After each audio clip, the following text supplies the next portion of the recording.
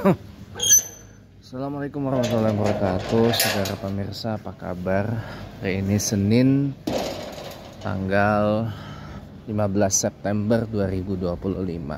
Sedikit saya singgung ya tentang highlights dari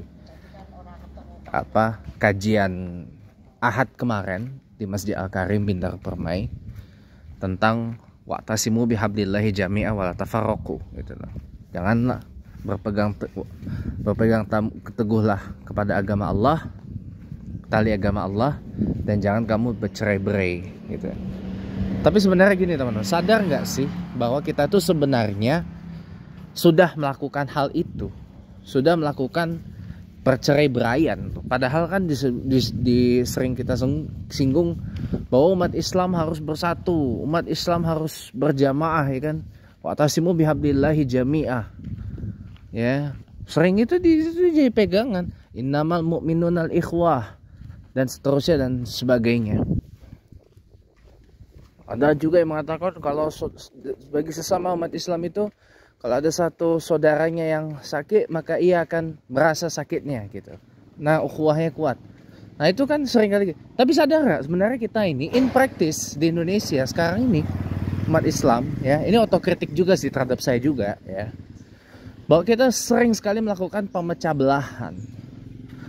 Kita sering sekali melakukan blockings, sudah mengkotak-kotak gitu loh.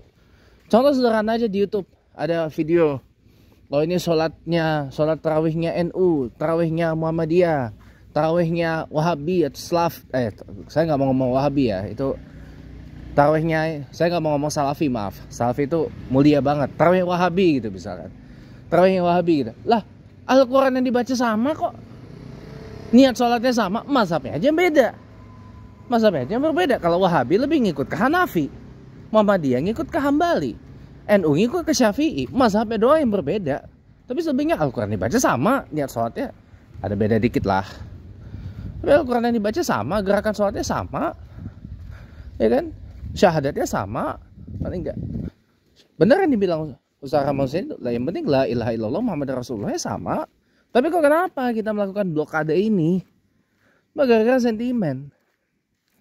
Ya, cuma gara-gara sentimen. Cuma kalau memang udah menyesatkan, kalau udah levelnya udah level takfiri, level suka mengkafirkan orang, suka menyesatkan orang, suka mengatakan orang bid'ah. Padahal hampir semua mayoritas kita ini adalah bid'ah. Ya. Kita pergi ke masjid pakai mobil atau motor, itu juga bid'ah. Tapi bid'ah hasanah, bukan bid'ah dolalah. Kalau bid'ah dolalah tuh gini, azan udah jajah sini buat panggil sholat, tiba-tiba azan diganti sama dangdutan. Nah, itu jelas bid'ah dolalah, itu nggak boleh. Nah, kadang-kadang kita sering banget melakukan blockings gitu, sama mengkotak-kotak, ngapain gitu loh. Ini jangan kamu begaul sama, kenapa nanti kamu bla bla bla, nanti kamu bla bla bla kayak gitu. Saya sih kalau saya bilang ya,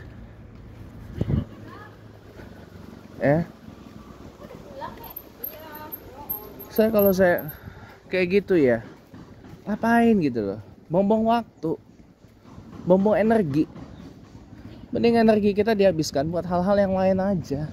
Kalau saya sih gitu ya. Sadar gak kita sering banget melakukan pemecah belahan itu?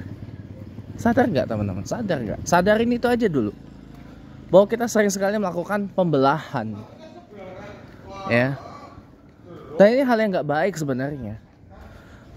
Yang lebih sering terdengar apa? Masalah masjid. Ini masjidnya NU, ini masjid Muhammadiyah, ini masjid Persis, ini masjid Wahabi. Saya nggak mau ngomong Salafi. Salafi itu saya juga orang Salafi sebenarnya. Ya. Masjid macam-macam, banyak. Ya. Banyak. Tapi nah yang ada apa? Muncul orang karena udah level fanatik ya. Kayak kejadian saya di Polsek ya. Ada orang, saya sebut aja namanya Ajat ya, orang Papan, dia orang tabligh, jemaah tabligh. Kebetulan dia tablighnya adalah tabligh Maulana Sa'ad MS, bukan Syuro Alami yang diikuti oleh teman-teman saya di Bintang Permai sini, Jemaah Al-Karim juga. Mereka ngikutnya yang Syuro Alami, yang mabesnya di Ancol sana. Mereka sih di Ancol sana. Kalau Maulana Sa'ad itu di Masjid Kebonjeruk, di sana tuh. Arah mau ke kota, arah ke Taman Sari, Tolimo. Ya. Nah, dia itu kalau saya ngimam di Polsek Pesantren, kagak mau dia. Kagak mau sholat bareng deh.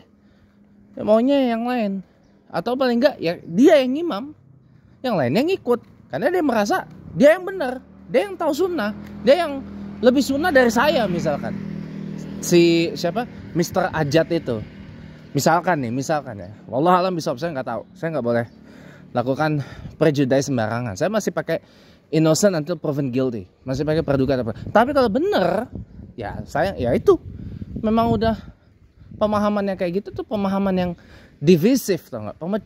Pecah belah lah ini. Nggak boleh seperti itu. Nggak boleh. Apapun alasannya, nggak boleh. Tetap wa'tasimu bihablillahi jami'ah itu berlaku.